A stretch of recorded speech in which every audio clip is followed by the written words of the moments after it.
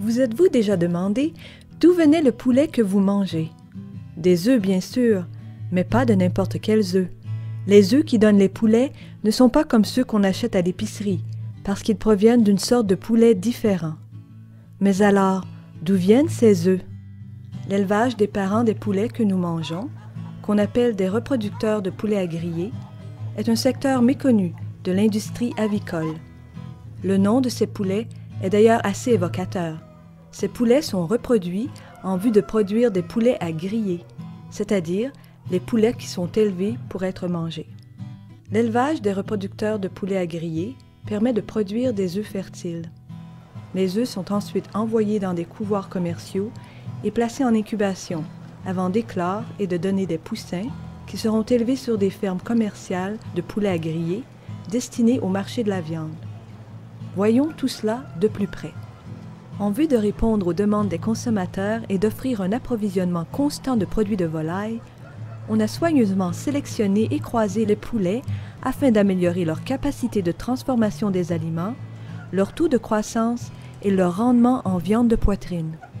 Seuls les meilleurs parmi les meilleurs sont retenus comme parents des générations futures de poulets, car l'impact d'un seul couple de reproducteurs se fait sentir sur environ 40 000 poulets à griller. Les poulets à griller ont 4 grands-parents, désignés ici par A, B, C et D. Les lignées A et B sont croisées et donnent un reproducteur mâle AB de poulet à griller.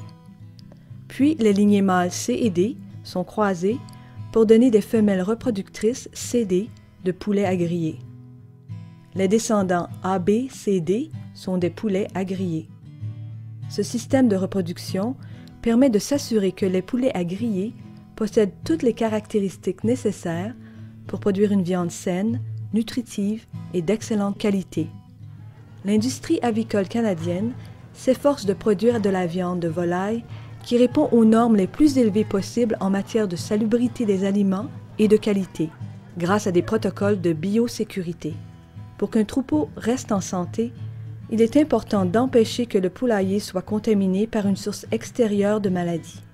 Saviez-vous qu'il existe un code vestimentaire pour les poulaillers? En effet, il est nécessaire de changer de chaussures et de vêtements avant d'entrer dans un poulailler. On peut aussi rincer les chaussures dans une solution nettoyante afin de les stériliser. Tous doivent également se laver les mains avant d'entrer. Les fermes avicoles respectent des règles de biosécurité en contrôlant la circulation extérieure sur les lieux et en veillant à ce que seules les personnes autorisées pénètrent dans les poulaillers. Les producteurs ont aussi recours à ce qu'on appelle le tout plein tout vide pour garder les troupeaux en santé.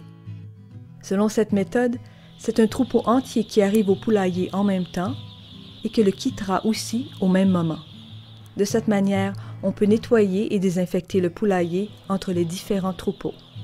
Les reproducteurs de poulets à griller sont des poussins qui sont âgés d'1 jour quand ils arrivent à la ferme. Les poussins sont habituellement livrés par camion et parfois par avion. Ils proviennent généralement de fermes de reproduction situées à l'extérieur du pays. Que se passe-t-il jusqu'à ce que les poussins soient assez âgés pour commencer à pondre des œufs? La vie des reproducteurs et reproductrices de poulets à griller peut se diviser en 2 phases, l'élevage et la ponte. Les producteurs possèdent des poulaillers distincts, appelés poulaillers d'élevage, où sont élevées les poulettes. On appelle poulettes les jeunes poulets femelles qui n'ont pas encore commencé à pondre. Au cours des premiers jours qui suivent l'arrivée des poussins, on place ces derniers sous un éclairage intense et ils sont exposés à la lumière 23 heures par jour afin de les inciter à boire et à manger. Puisqu'on souhaite obtenir des œufs fertiles, la majorité des poulets sur une ferme de reproduction sont des femelles. Au couvoir, les poussins sont triés et classés d'après leur sexe. Passons maintenant à une petite leçon d'anatomie. Chez les oiseaux, le système reproducteur et le tube digestif partagent un orifice commun appelé le cloaque. On détermine le sexe du poussin en ouvrant légèrement le cloaque. On peut aussi, pour certains poussins, avoir recours à une méthode plus facile, appelée le sexage à l'aile, si la génétique de la lignée le permet. En effet, chez certaines lignées, les grandes plumes de l'aile poussent plus vite chez les poussins femelles que chez les poussins mâles. Une fois que les poussins ont été triés et comptés, ils sont envoyés à la ferme de reproduction, dans une proportion d'environ 1 mâle par 10 femelles. Habituellement, les mâles ne sont pas élevés dans le même parquet que les femelles. Puisque leurs courbes de croissance respectives ne sont pas les mêmes, on leur donne des quantités différentes de nourriture. Ils sont généralement élevés séparément jusqu'à l'âge de 22 semaines.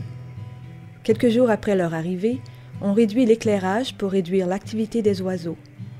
Les poussins reproducteurs sont généralement nourris à volonté pour les 3 ou 4 premières semaines, ou jusqu'à ce qu'ils atteignent le poids voulu.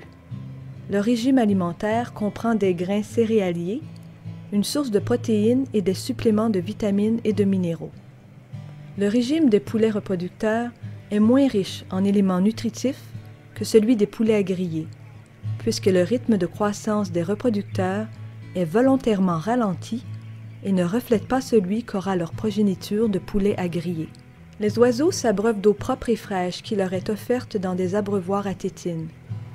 Pour la santé et la productivité du troupeau, il est essentiel que les poulaillers soient bien ventilés afin que l'air soit sain et que la litière demeure sèche. Il est également important d'éliminer la poussière et de surveiller les concentrations de gaz carbonique et d'ammoniac. On utilise aussi des volets pour ajuster l'éclairage intérieur et bloquer la lumière provenant de l'extérieur. Lorsque les oiseaux sont jeunes, on les expose à environ 8 heures de lumière par jour. Les oiseaux sont appelés poussins jusqu'à ce que leur duvet commence à devenir des plumes. L'uniformité du troupeau est importante tout au long du cycle de production. On peut l'obtenir en prévoyant suffisamment d'espace pour que les oiseaux puissent se nourrir en même temps, de manière à ce qu'il n'y ait pas de compétition au mangeoire. L'uniformité du troupeau est souhaitable, car elle a un effet sur la manière dont les poules commencent à produire des œufs. Les poules sont nourries tôt le matin après qu'on ait ouvert les lumières. Pour optimiser la distribution des aliments et l'uniformité du troupeau, on offre parfois aux oiseaux le double de leur ration, un jour sur 2. En sautant une journée, on permet ainsi aux volailles de remplir leur tube digestif à chaque repas et de consommer le maximum de nourriture possible.